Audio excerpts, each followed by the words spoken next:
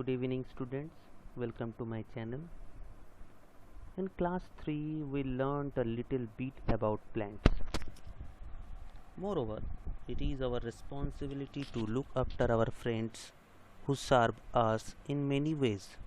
Most importantly, by saving plants we are not doing any favor to plants but to ourselves only.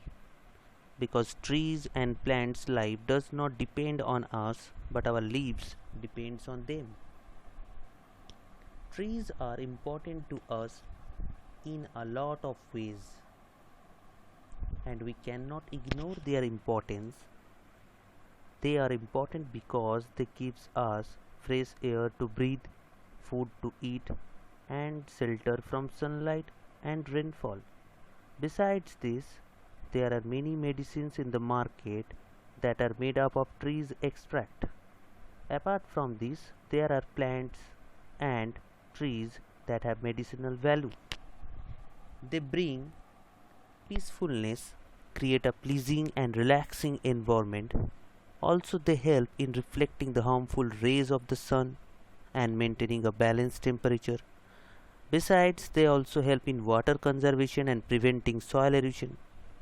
They also manage the ecosystem, and from ancient times, several varieties of plants are worshipped. We know that a plant has different parts like roots, stem, branches, leaves, flowers and fruits. We have learnt about the leaf in some detail in the previous classes. Now we will learn about the root of the plant. What is root? It is an underground part of the plant. As the plant grows, its root become thick and woody with a corky outer layer. Here we are going to discuss about the different types of roots that are mostly found in nature. Let's see what are the types. There are mostly two types of root, taproot system and the fibrous root system. So first, let us discuss about the taproot system. They are mostly appear from the radicle, and the first formed root from the taproot is known as primary root. This is the primary root. So as you can see over here, this is the typical structure of taproot. Thin root which are arising from the primary root is known as the secondary root, and the thin roots which are arising from the secondary root are known as the tertiary root. Here it is the fibrous root. These are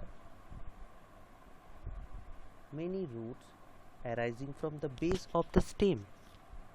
A fibrous root tends to taper downwards. Here, these are the few examples of taproots. Rose, ladyfinger, neem, peepal have taproots. These are the examples of fibrous roots. It is mostly found in the cereals, grasses, banana, etc.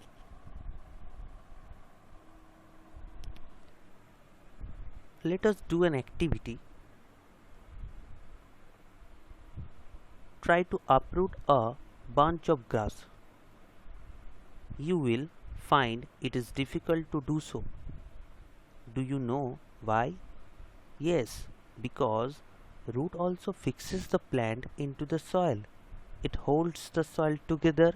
They stop the soil from being washed away during heavy rainfall. Apart from this, there are several functions of the root.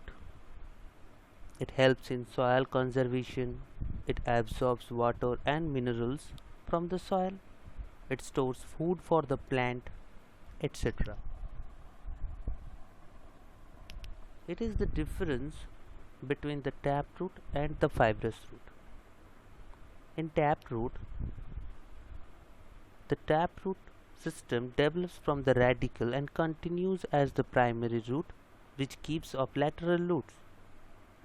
In case of fibrous root, a cluster of slender fiber-like root arise from the base of the radicle, which constitute the fibrous root system. In taproot, they reach far underground for water, but in fibrous root it sprayed in the soil and each tip covered with the root hairs. I hope you have understood and liked this video. Thank you.